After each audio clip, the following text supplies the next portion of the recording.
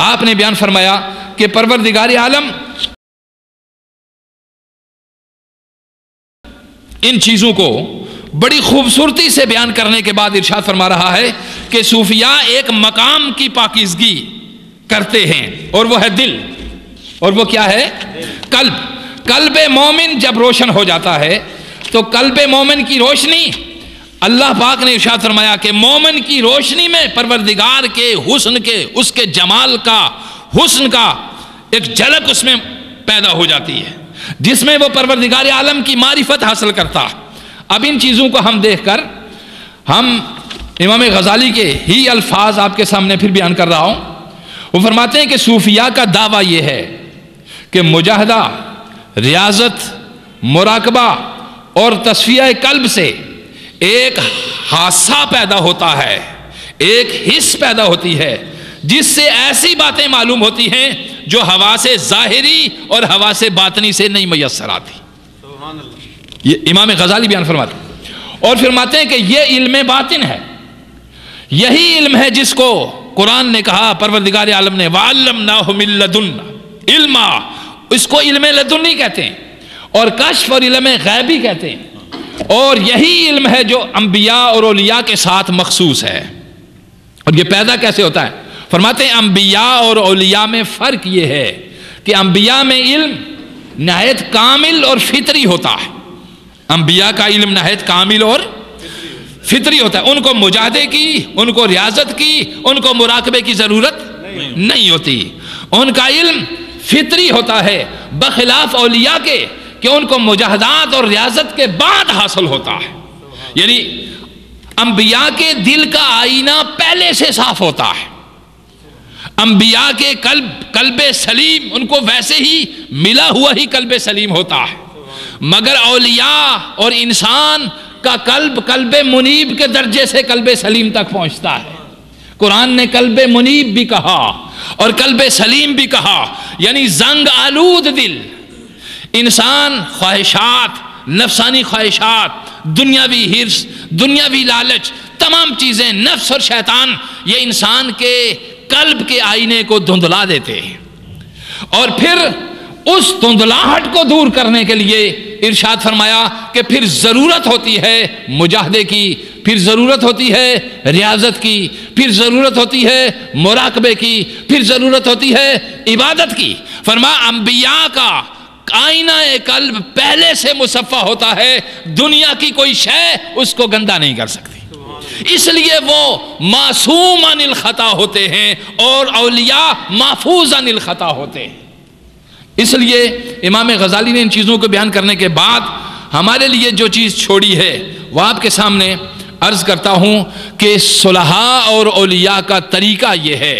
آقائے دو جہاں صلی اللہ علیہ وسلم کی ایک حدیث بھی آپ کے سامنے عرض کی تھی، آقا علیہ السلام نے فرمایا لوگو یاد رکھو اور غور سے سنو کہ انسان کے پہلو میں ایک گوشت کا لوتھڑا ہے، یہ حدیث کے الفاظ ہیں، الا ان فی الجسد لمضغہ، انسان کے پہلو میں دل جس کو گوشت کا ایک لوتھڑا ہے، الا وہی القلب، آگاہ ہو جاؤ کہ وہ گوشت کا لوتھڑا جو ہے اس کا نام کیا ہے؟ دل، قلب، اس کا نام قلب ہے۔ وَإِذَا فَسَدَ، جب وہ قلب فساد زدہ ہو جائے تو سارا قالب فساد زدہ ہو جاتا ہے، اور جب قلب صاف ہو جائے تو سارا قالب صاف ہو جاتا ہے۔ یہ چیز گویا موجود تھی۔ صلحاء اور اولیاء خاص کر کے اولیاء کاملین ساری توجہ قلب انسانی پہ مبذول کر دیتے ہیں، اور اس مقام پہ لا کے عبادت کا وہ درجہ اس کو عطا کرتے ہیں کہ فَاعْبُدْ رَبَّكَ حَتَّى يَأْتِيَكَ الْيَقِينُ، اپنے رب کی عبادت اس طرح یہ کر کہ تجھے اس کے موجود ہونے کا یقین ہو جائے، تجھے اس کے موجود ہونے کا ہے تو موجود، وہ ابھی تجھے علم ہے کہ موجود ہے مگر تجھے یقین نہیں کہ وہ موجود ہے، وہ تو موجود ہے، وہ موجود مگر تجھے یقین نہیں، اور تیرے یقین کی آنکھ کشادہ نہیں ہے۔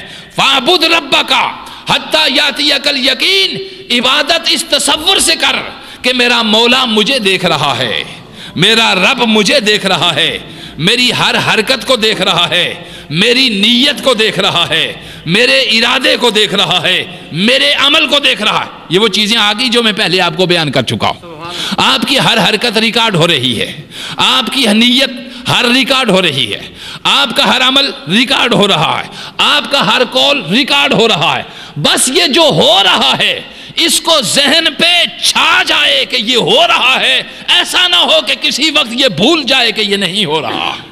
اب تصور رکھیں، جب انسان جان رہا ہے کہ میری نیت بھی ریکارڈ ہو رہی ہے، جب انسان جان رہا ہے کہ میرے الفاظ بھی ریکارڈ ہو رہے ہیں، جب انسان جان رہا ہے کہ میرا عمل بھی لکھا جا رہا ہے، تو جب یہ سب چیزیں موجود ہیں جو حقیقی طور پہ موجود ہیں، اس کو ذہن میں حاضر رکھنا، اس کا نام توحید ہے۔ اس کو حاضر رکھنا، اس کا نام تصوف ہے، اور اس پہ اعمال کی بنیاد رکھنا، اس کا نام شریعت ہے۔ اس کا نام کیا ہے؟ شریعت طریقت سے جدا کوئی چیز نہیں ہے، اور طریقت شریعت سے جدا کوئی چیز نہیں ہے۔ محمد مصطفیٰ صلی اللہ علیہ وآلہ وسلم کی، آپ کی اسوہ حسنہ کو عمل میں پوری طرح لے آنا، پوری طرح عمل میں لے آنا، یہ شریعت ہے۔ اور محمد مصطفیٰ صلی اللہ علیہ وسلم کی ذات کے ساتھ محبت کو قائم کر لینا، یہ طریقت ہے۔ آپ کے اعمال پہ مداومت کرنا، دائمی بنا لینا، یہ شریعت ہے۔ آقا کے وجود اور آپ کی ذات کے ساتھ محبت، یہ طریقت ہے۔ کوئی طریقت محمد مصطفیٰ کی محبت کے سوا نہیں ہے، اور کوئی طریقت اللہ کی بندگی کے سوا نہیں ہے۔ یاد رکھیے، جتنا جتنا صوفی کامل ہوتا جاتا ہے، جتنا جتنا ولی کامل ہوتا جاتا ہے، اور جتنا جتنا درجہ بلند ہوتا چلا جاتا ہے، ناسوتی دنیا سے ملکوتی دنیا میں داخل ہوتا ہے، ملکوتی دنیا سے لاہوتی دنیا میں داخل ہوتا ہے، لاہوتی دنیا سے ہاہوت کی دنیا میں داخل ہوتا ہے۔ جتنا بلند تر ہوتا چلا جاتا ہے، اتنا ہی مصطفیٰ سے تعلق پختہ ہوتا چلا جاتا ہے۔ یاد رکھیں، حضور کو کسی سٹیج پہ چھوڑا نہیں جا سکتا۔ کوئی یہ کہے کہ تصوف محمد مصطفیٰ کی شریعت سے الگ کوئی چیز ہے، وہ تصوف تو نہیں ہو سکتا، اور سب کچھ ہو سکتا ہے۔ اب سمجھیے ذرا، تصوف کی چوٹی محمد مصطفیٰ کی غلامی ہے، تصوف کی آخری درجہ محمد مصطفیٰ کے نالین تک پہنچنا ہے۔ جس طرح جبریل نے کہا تھا تیری معراج کے تو لوح و قلم تک پہنچا، اور میری معراج کے میں تیرے قدم تک پہنچا۔ یاد رکھیے علامہ اقبال، تیری معراج کے تو لوح و قلم تک پہنچا، اور میری معراج کے میں تیرے قدم تک پہنچا۔